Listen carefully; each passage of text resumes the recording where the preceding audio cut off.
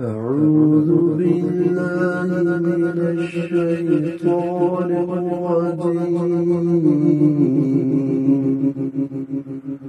بسم الله الرحمن الرحيم. أفحسبتم أنما خلقناكم عبثا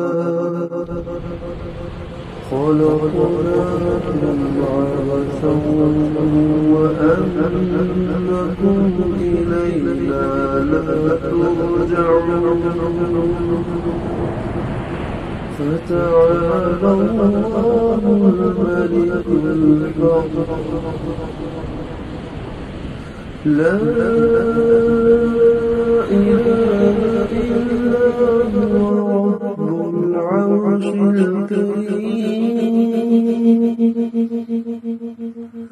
ومن يدع مع الله إلها آخر لا برهان له به فإنما حسابه عند ربه إنه لا يفلح الكافرون.